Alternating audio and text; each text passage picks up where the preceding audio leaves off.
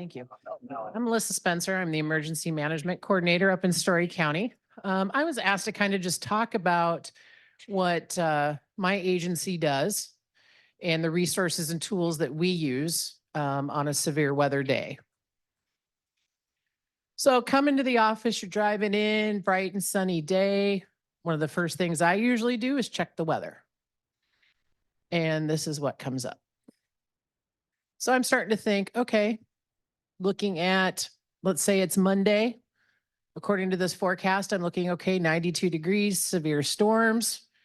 So I'm going to kind of have that in the back of my head throughout the day, going to check the radar, check my other weather resources, and just kind of wait out and see what's coming. And then the DSS email comes. And I'm going, darn it. And looking at those, looking at what is the risk, not only for in general for severe storms, looking at the other risks such as tornado probability, wind probability, hail. And in my office, as soon as I get a DSS packet, I'm forwarding it out. I have like a 200 contact email list that includes like my schools, all of my jurisdictions. Some businesses have asked to be part of the list. Parks and rec departments, just whoever wants to be on the list, we'll put on there. So as soon as that DSS packet comes out, absorb it, send it out via email. And then I'm also going to take that if the risk looks significant. So if we're getting anything yellow or greater, it's probably going to go out to our teams right away. So we're getting that sent out. And then we're also taking that information and also sharing it on our Facebook. We only deal with Facebook in our county because we're a 2-person shop and that's all we have the bandwidth for. But we're sending that out to our partners. And then maybe a little bit later, here comes the email for the webinar. I don't know about you, but when I see that webinar email, I'm automatically going, it's going to be a busy day. Because usually Weather Service only holds those when they see there's some potentially fairly serious weather that we could be dealing with. Now, I don't necessarily forward this out, the webinars out to my weather list, because sometimes there's discussion on there that not everybody needs to hear. So this generally stays within my office. I don't share that webinar information anywhere else. But usually webinar, my concern level is starting to ratchet up for the day. So a little bit on information sharing, some things to think about, and there's no right way or wrong way to do it. But think about who do you or who should you be sharing that information with? I talk about the weather list for the DSS packets. I might also put it on Facebook. Some of you may use Instagram or X, are some examples of some tools you can send that out. But think about what do those different portions of your communications circle, what do they need to know? Maybe they don't need to know everything. I talked about I don't share the webinar information because we don't need a whole bunch of additional people on there. Thinking about when do you share it? Do you send it out as soon as that DSS packet comes out? Maybe you wait a little bit closer in the day till that severe weather event is getting a little bit closer. Looking at winter weather versus summer weather. Our summer weather can really come up quickly. And so I'm going to be sitting, might stop and think, well, maybe the winter stuff can wait till a little bit later in the day, depending on the impacts. The summertime stuff, because it is so volatile, usually goes out as soon as it crosses my desk. Where else are you going to share it? Who needs to know it? Who's your communication circle? Thinking about what's important to go to them. And then, you know, there was a lot of talk this morning about damage information with using Slack to maybe put information into there so we can get the news media to pick it up. You know, what Zane talked about just a little bit ago was that Slack and even the old NWS chat, I could sit there, put a message in the Des Moines room and literally watch the meteorologist get it on air like 20 seconds later. So I'm a huge proponent of using Slack, especially to communicate with our media outlets. But think about, how do you share damage information? Are you going to ask people to report their damages through your social media, your Instagram, your Facebook. You're going to have them send you emails. So think about how you're going to do that information sharing. So we've gotten all our information pushed out to our appropriate communications network. And then you go look out the window. And this is what you see. Again, going back to information sharing, very similar to what we did in the morning, but there could be some other tools that we're bringing in as well with information sharing. But pretty much, again, thinking about who needs to know it when, what do they need to know, and how are they going to communicate back with you is what you have to figure out that's specifically for your agency. At this point, for me, Alert Iowa is kicking in because I do have the severe weather notifications in my system. So far, no bad feedback from my public for the people that have subscribed to them. They find that information very useful. I know everything in my office starts ringing as soon as I send those out. And then also, when we see this out our door, we may be looking at activating our outdoor warning sirens. We in Story County just switched over to the align our outdoor warning systems with the WIA criteria. So if they're outdoor, their phone should be going off. We just did that. Started this spring. Everybody does it a little bit differently, even in our own district. We talked about everybody has some different ways they do. Some do it just for winds and not hail. Some do it for all. So again, it's looking back at your own agencies and saying, hey, this is what is beneficial for us. And I usually, if I'm sounding the sirens in Slack, that's one thing I always put in the Des Moines chat. Story County is sounding outdoor warning sirens. And I've literally watched them. I've hit send and they're literally putting it on the air. So another method of utilizing our local media to help us get that message out there.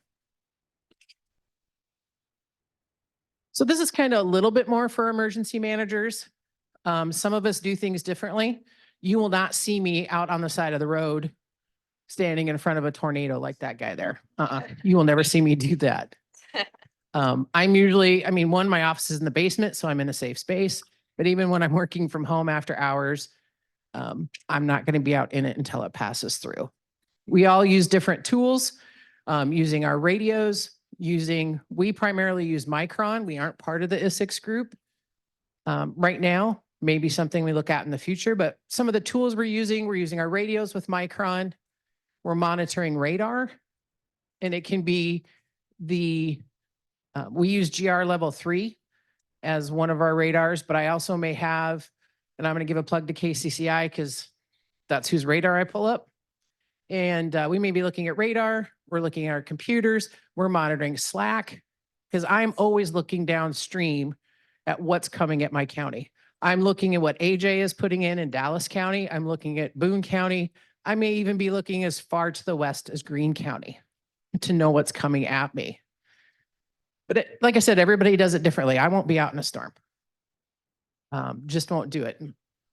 But just think about the tools, the communication, and again, can't sing the praises of Slack enough, especially when now we can input video and pictures in real-time images.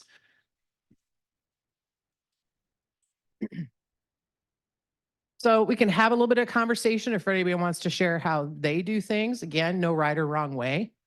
When you're looking at your communications, the key is to balance who needs to know what information when. Again, public versus our partners. Thinking about your pathway and your resources. How are you going to get that? How is that going to differ with the public? And again, it's different in everybody's county. You may have your own processes for who gets what information when, and that's okay. We all don't have to do it the same. Ooh, and you guys are going to get to lunch on time. Questions, comments? I may not have all the answers. This is just an example of what we do. We usually don't come out till after the storm because I'm also waiting to see if I need to stand up my emergency operations center.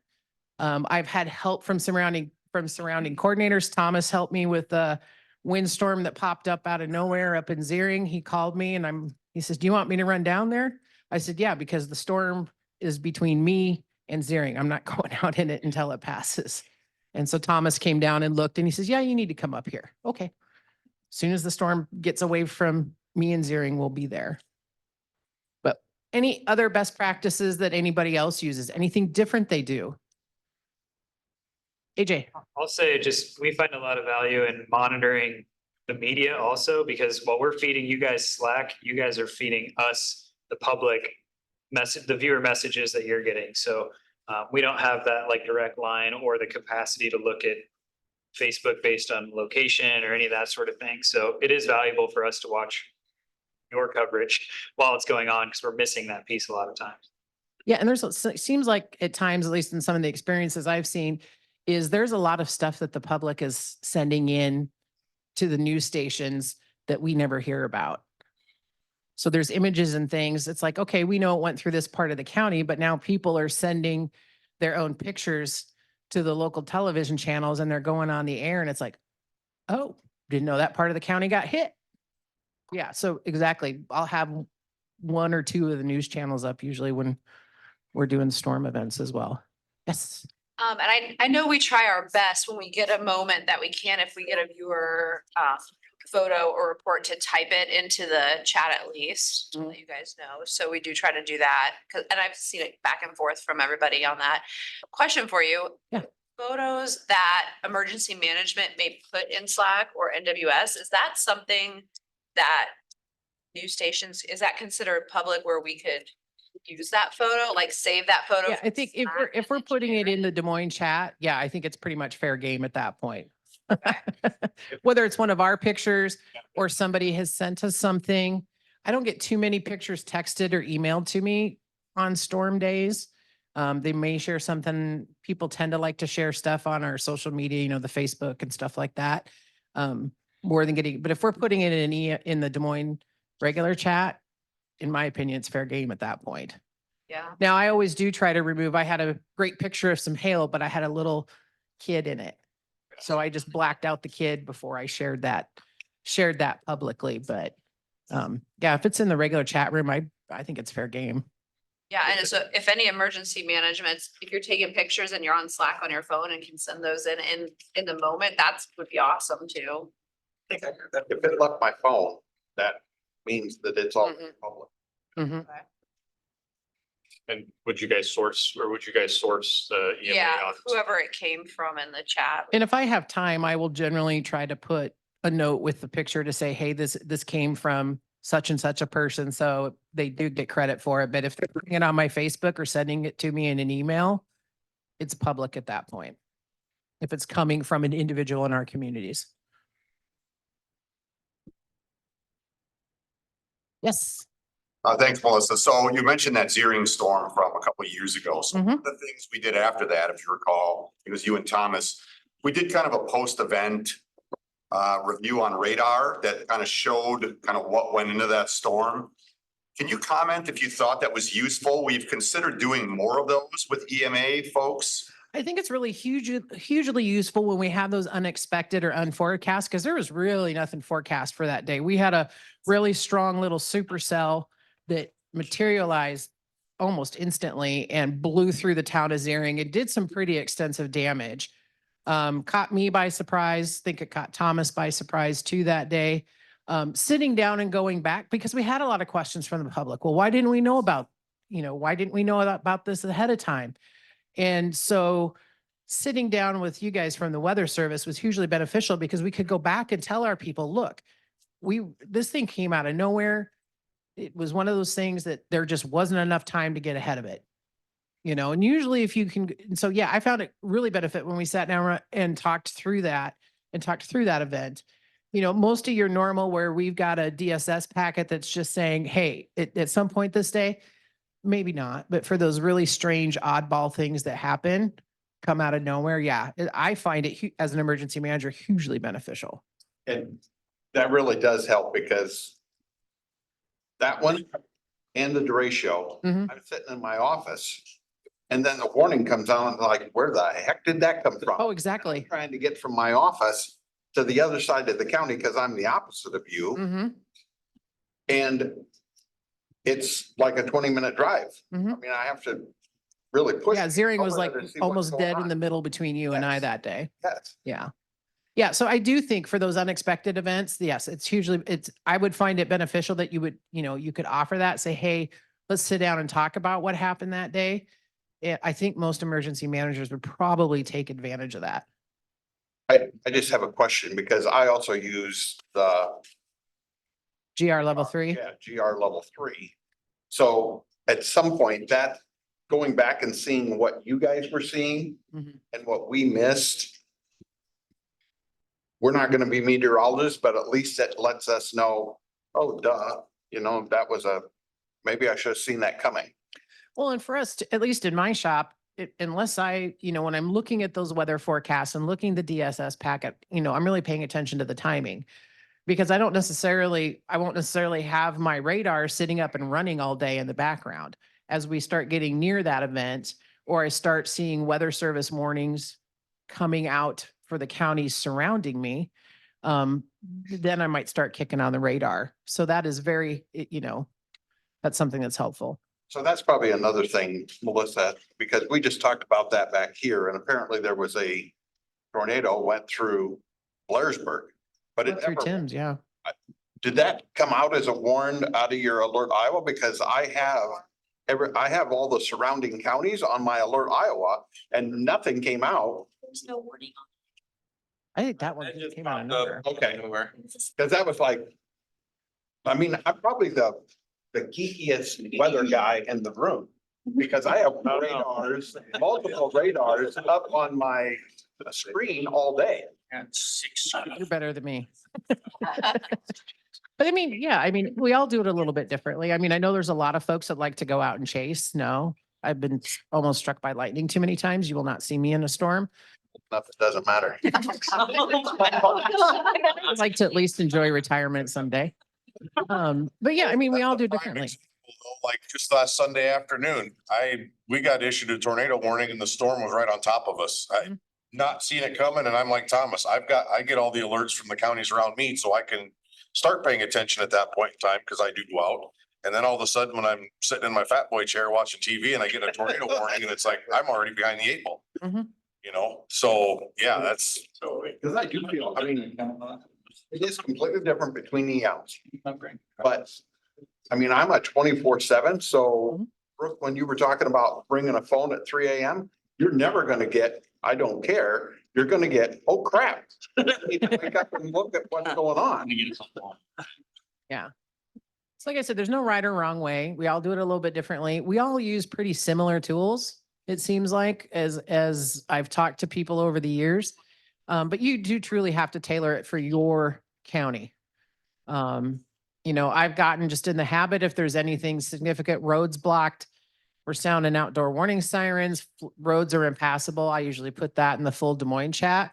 Now, if I'm sharing maybe some sensitive damage information, or we think we have injuries, that may more likely for my shop is not going to go into the regular Des Moines room. But I want weather service to know about it so they can use that info, maybe tailor messages downstream to say there's an extreme life safety issue. But sorry, media folks, you aren't going to probably see that in the EM chat. Is that the old chat? Because I know definitely my phone would be ringing off the wall if I put that there was injuries and fatalities, but I will at least share that with weather service to let them know, hey, this is truly becoming a extremely dangerous storm. So, and it looks like lunch is here and I don't want to stand between anybody and lunch. So if anybody has any questions, I'll be here the rest of the day.